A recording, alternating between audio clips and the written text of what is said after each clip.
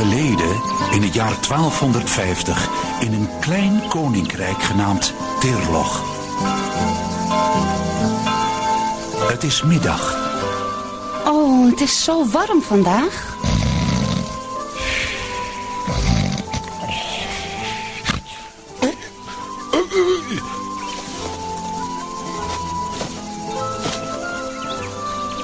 Angel, het is tijd om naar huis te gaan. Ja, broeder Tig, ik kom eraan. Ik wacht op je in de kar.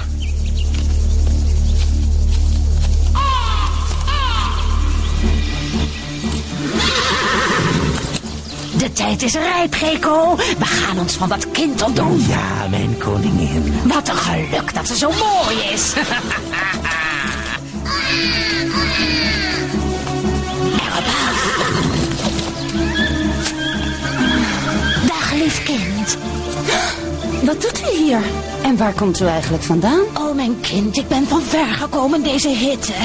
In het noorden woedt de strijd zo hevig dat ik gevlucht ben op zoek naar een veilig oord waar ik kan schuilen. U bent vast uitgeput. Oh, ik ga nog liever dood van uitputting dan door de punt van een sabel. En jij? Jij zal ook wel moe zijn, werken in deze hitte. Ja, ik ben heel erg moe, mevrouw, maar... Hier, les je dorst, drink zoveel je wilt.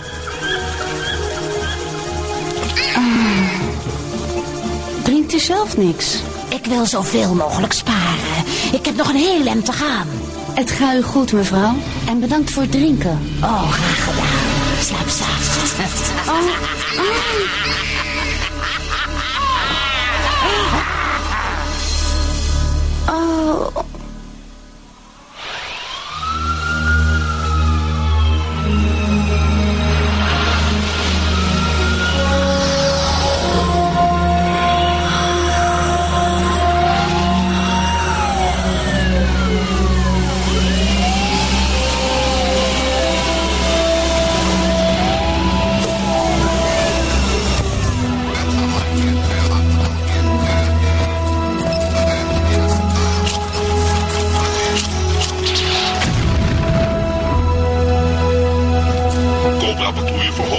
We zijn op Hoek 27e straat. Alles in orde. Oké, volgende ronde.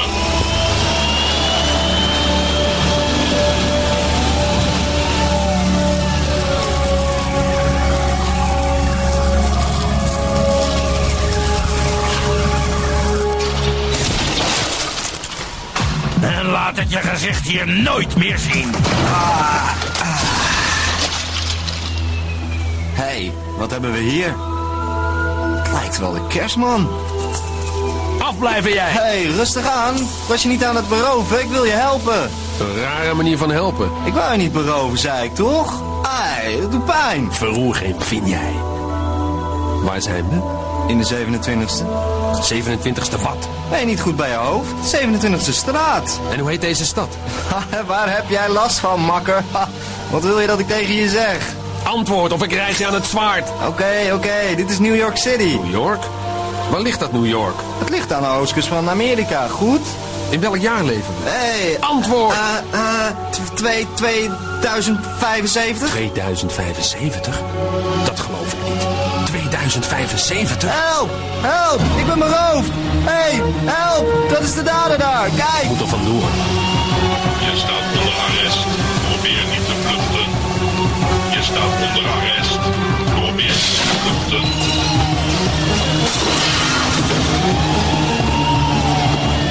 Je staat onder arrest. Dit lukt me nooit. Probeer niet te vluchten. Hup, daarin.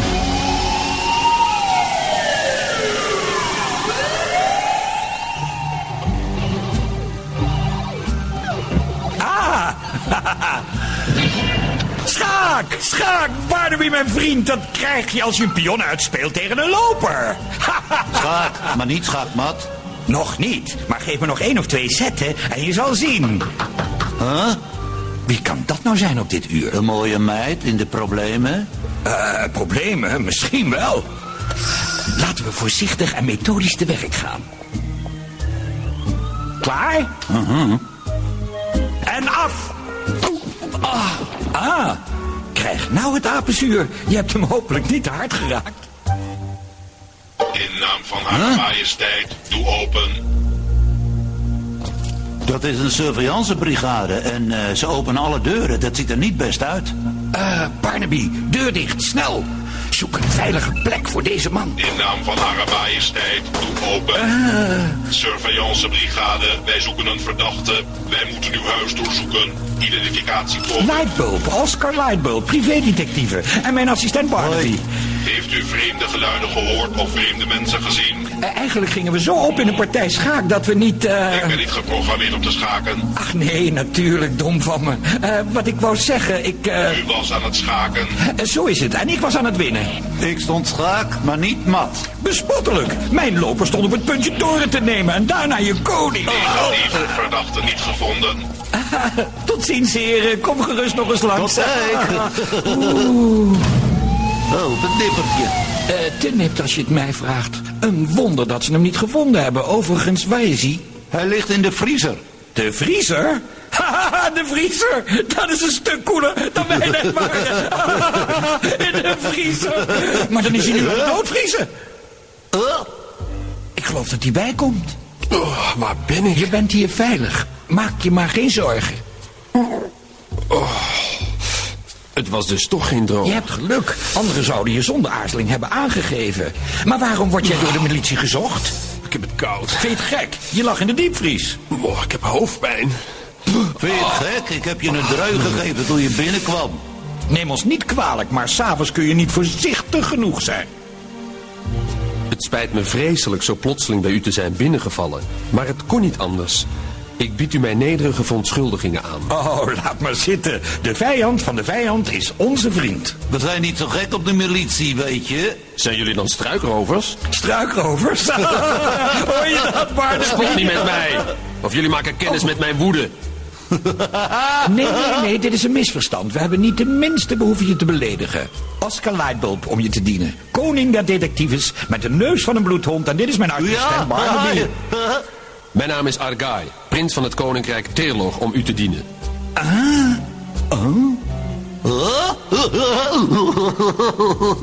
Ja, waarom niet, hè? Nu we ons hebben voorgesteld, zal een kopje koffie er wel in gaan, dunkt me. Kom, Barnaby, dan gaan we het zetten. Oké. Koffie? Is dat een medicijn? Zoiets, ja. Het is een drank. Dan heb ik liever een kom geitenmelk als het u gelijk is. Wat is een geit? Een kom geitenmelk? Geen probleem. We gaan dat nu voor je halen.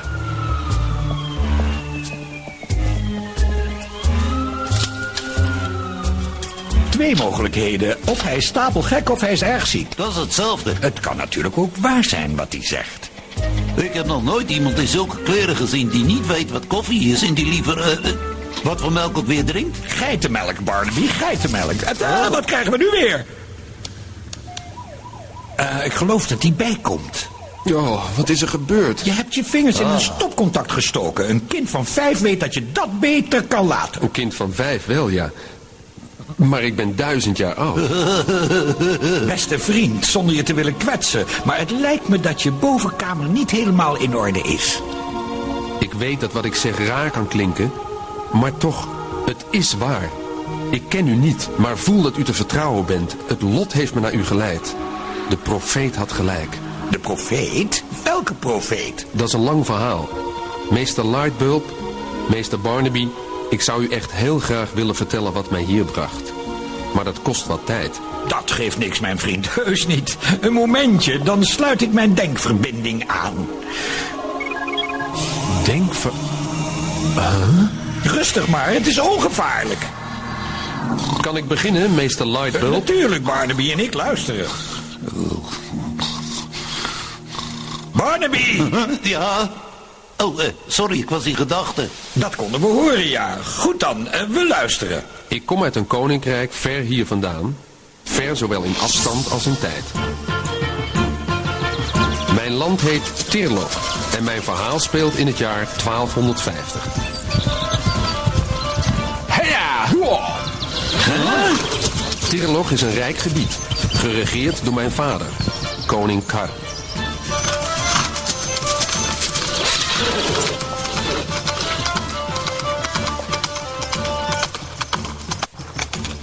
Gegroet, vader. Welk nieuws breng je ons, mijn zoon? Slecht nieuws, vrees ik. Onze troepen zitten in moeilijkheden, vader. Moeilijkheden? De barbaren van koningin Oriale hebben onze verdediging verzwakt. Hoe lang kunnen we stand houden? Onze mannen zijn moedig, maar te klein in aantal. We zullen het niet lang meer kunnen volhouden. Die vervloekte vrouw. Mijn zoon, ik vrees dat koningin Oriale en haar barbaren spoedig ons land regeren. Nee, dan sterf ik liever. Als wij moeten sterven, zal het zijn in de strijd. Pak mijn wapenuitrusting en zadel mijn paard. Maar vader... Nee, spreek mij niet tegen, Argai. Een koning hoort bij zijn leger. Ga nu. We vertrekken vanavond. Argai! Argai! Mwah. Oh, vergeef me. Angel, mijn vader, zoveel emoties. Ik vind het een leuke film, jammer dat je stopt als er een mooi meisje opduikt. Barnaby! Weet je, wat we net hebben gezien, prins Argai, is verbluffend. Dus u gelooft me, meester? Uiteraard. De denkverbinding liegt nooit. Het leest gedachten als in een open boek, maar alleen de waarheid. Bij de geringste leugen wordt het scherm zwart. Je begrijpt wat de militie met deze machine kan doen, hè? De man is uitgeput. Hij heeft net een vreselijk dramatische ervaring achter de rug. Ach, wat? Hij zat maar even, de vriezer. Ach, laten we onze bezoeker eens nader bekijken. Ik begin bij zijn zwaard. Kijk, Barnaby. Wat? 2 leeuwen en een olijfboom. Besef je wel dat dit object 1000 jaar oud is? Wauw. Goud. En met dezelfde afbeelding als op het zwaard. Dit is zeker een fortuin waard. Voor het eerste klant die geld heeft. Onze eerste klant uit de middeleeuwen, Barnaby. We zijn bekender dan we dachten. Men kende ons al eeuwen voordat we bestonden. Excuseer me, ik ben op zoek naar Oscar Lightfield, de beroemde detectieve en zijn assistent Barnaby. Ach, zo meneer. Ga eens maar rechtdoor, zo'n 10 eeuwen en dan naar links. Het is echt verbluffend. Ik denk dat wij ook maar eens moeten gaan slapen. Het was een lange dag, Barnaby. Blijf jij maar hier, zodat de prins niet alleen is als hij wakker wordt. Oké, baas, doe ik. Trusten. Geef mij de Cobra-patrouille, kapitein. Agent ZO24, ik las je rapport van vannacht. Je maakte melding van een man die was aangevallen door een krankzinnige die verkleed was als prins. Ja, meester, overal gezocht. Hij is ontsnapt. Dat is onvoldoende, kapitein. Wijs mij de plek waar dit plaatsvond. Ja, meester. Een prins, ik vraag me af. Weet je zeker dat dit de plek is? Ja, meester. De man verborg zich achter die vuilnisbakken toen het gebeurde. Heel goed, kapitein, heel goed. Genomen, vooruit, zoek.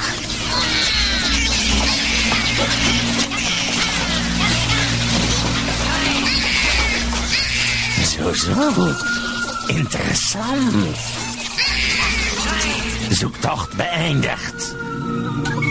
Terug naar de basis. Agent ZO24, non-actief. Wat is er, Geko? Ik heb een gruwelijk interessante ontdekking gedaan, uw majesteit. Een ontdekking, zeg je? Kom vanavond naar het vlaggenschip en vertel me alles over die ontdekking.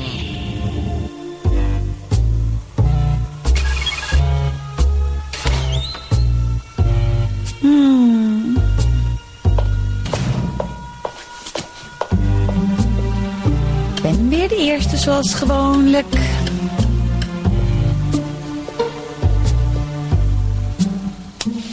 Hallo? Oh, wie bent u? Oh, jij bent het, Moody. Ik vroeg me al af wie er gilde. Huh? Oh! Hey, heb je dat gezien, Barnaby? Er slaapt daar boven een man en hij is in kostuum. Ik weet het, het is niet erg, dat is prins Argai. Hij kwam hier gisteravond aan uit de 13e eeuw met zwaard en al. Barnaby, ik maak me ongerust over je. Alles goed? Ja hoor, een beetje moe, anders niks. Wat zal Oscar hiervan zeggen? Huh? Ik ben prins Argai de 24ste, om u te dienen, vrouwen. Jij hebt 24 broers en zussen? Wauw, dat is ongelooflijk. Ik heb 7 broers en zussen en als je bij ons op de rij zit in de badkamer... Een hele goede morgen, juffrouw Moon. 24ste wil zeggen dat hij de 24ste generatie is. Niet dat hij een grote familie heeft. 24 broers. Dat is amusant. Ah, prins Argai, je bent wakker. Mooi, blij toe. U kent hem? Een beetje, maar ik sta te popelen om hem beter te leren kennen. Wil je dit opwarmen, juffrouw Moon? Prins, als je het goed vindt, hoor ik nu graag de rest van je verhaal. Ik was het vertrek aan het voorbereiden van mijn vader, koning Kar. Ik had weinig tijd over, maar ik besloot toch om Angel op te zoeken. Denk je dat deze oorlog nog lang gaat duren, broeder Tig? Natuurlijk niet, mijn lieve Angel. Ik weet zeker dat God ons helpt. Argai heeft beloofd met mij te trouwen zodra die over is. Aha, we zijn er. Angel! Argai! Zo, broeder Tig. Reed je zo snel om mij weg te houden van mijn verloofde? Het is zo fijn je te zien, Argai. Angel, ik mis je. Hoe gaat het in het noorden, prins? Goed, goed. We gaan een klap uitdelen aan de barbaren. Mijn vader gaat met me mee om de overwinning mee te maken. Oh, Argai, wat een geweldig nieuws. Kom eens hier, broeder Tig. Luister goed. Ik wil dat je Angel ver van hier brengt. Ga morgen naar het paleis. Daar laat ik instructies achter. Maar prins... Doe wat ik zeg. Ik moet nu gaan. Ik kan niet blijven. Zorg goed voor jezelf, Angel. Ik ben terug voor de nieuwe maan. Tot dan! Kom snel terug, mijn prins. Broeder Tig, ik maak me zo'n zorgen om hem. Oh, het is zo romantisch. Zet dat dienblad maar hier neer, juffrouw Moon. Het werd een bloedige veldslag. Vele van mijn vrienden sneuvelden. Het ging door tot aan de avond. Ze kennen het terrein niet. We kunnen ze nog tegenhouden en terugdrijven in het moeras. Dat lijkt me onze enige kans. Een brief! Een brief voor prins Argai! Geef op. Wat is er, mijn zoon? Je ziet opeens zo bleek. Er is iets met Angel gebeurd. Ga naar haar toe, Argai, onmiddellijk. Maar vader, dat is toch onmogelijk? Het lukt ons wel stand te houden tot je terug bent, mijn zoon. Ga nu, je verloofde wacht. En kom terug zo snel je kunt. Dank u, vader. Ik bereikte het klooster rond middernacht. Open de deur! Oh, prins, er is iets vreselijks gebeurd. Het regende 2 keer zo hard toen we over het binnentrein liepen. Mijn arme kleine Angel. Ze ligt hier binnen, prins. Het is u gelukt om te komen, prins Argai. Hemel zij dank, haar hart klopt nog. Weet iemand wat er is gebeurd? Kort nadat u was weggegaan, ging ik met haar het koren oogsten. Angel was niet vlakbij me, maar ik kon haar zien. En toen opeens was ze weg. Ik zocht overal en toen ik haar eindelijk vond, lag ze in deze toestand op de grond. Bewusteloos. Heb je nog iets anders gezien? Nee. Of ja, toch wel. Ik zag een oude vrouw bij Angel kort daarvoor. Kun je haar beschrijven? Ik stond te ver van haar vandaan en ze droeg een kap. Ik hoorde een paard hinniken aan de rand van het bos. Eigenlijk vond ik dat wel leuk, want ik dacht dat die vrouw hinnikte, maar toen... Een paard, zei je? Oude vrouwen rijden geen paard. Wat deed ze bij Angel? Ah, nu weet ik het weer. Ik zag Angel drinken uit een kalebas. Ik dacht nog wat een geluk ze had. Ik wist het. Heel eenvoudig. De jonge vrouw is vergiftigd. En die oude dame heeft het gedaan. Ja, dat denk ik ook.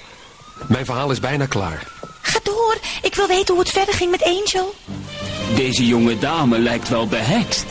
Ah, wat heb ik gezegd? Sst. Zij u behekst? Volg mij, ik moet u iets laten zien.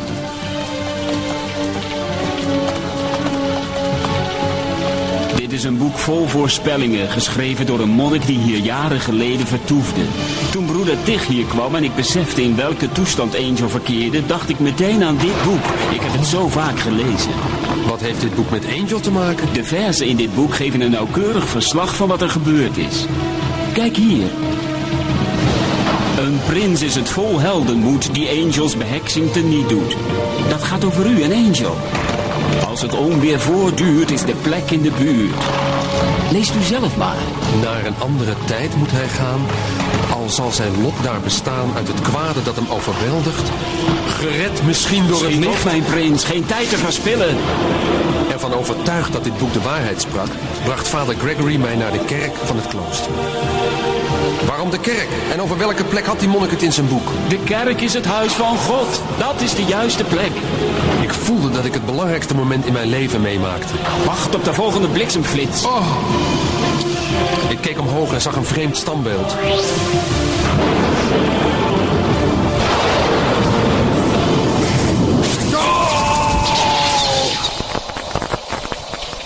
Ik werd wakker in een steeg. Een gemaskerde man probeerde me te beroven. Hij zei me dat ik in New York was in het jaar 2075. Hij rende weg en riep de mannen met lichtwapens. Dat zijn lasers. Prins, dat is een buitengewoon verhaal. En het is zo romantisch, door de tijd reizen om je geliefde te redden. En dat heb je zonder aarzelen gedaan. En gelijk heb je. Bij ons moet je zijn. Raadsels, daar leven we van. Die monnik wist waar hij over schreef. Goed, ik neem je zaak op me. Maar het zal niet makkelijk worden.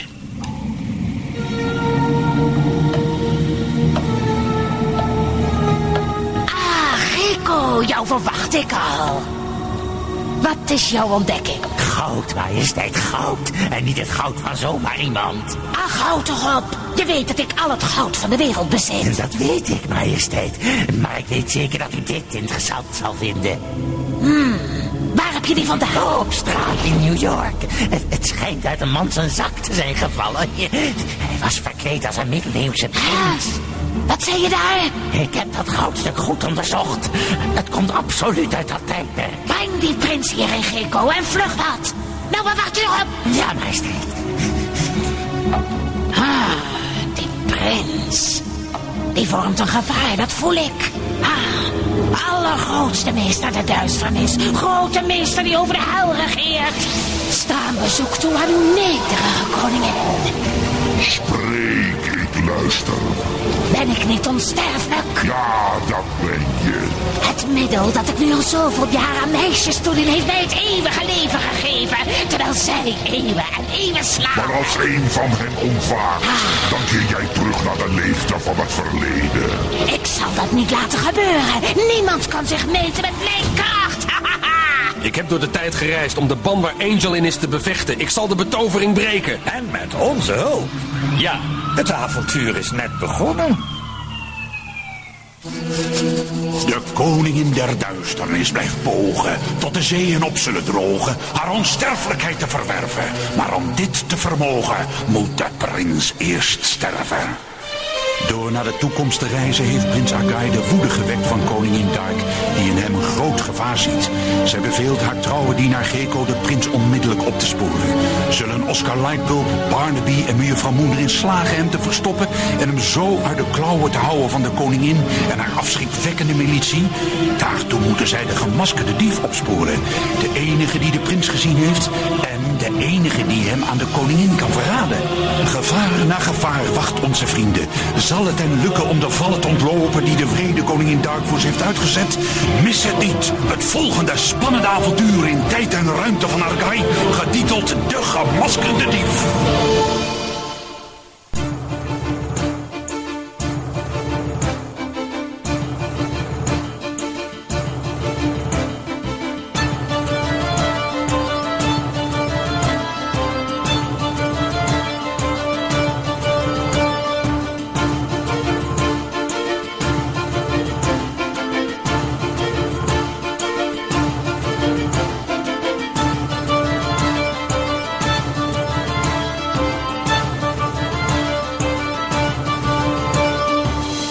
Check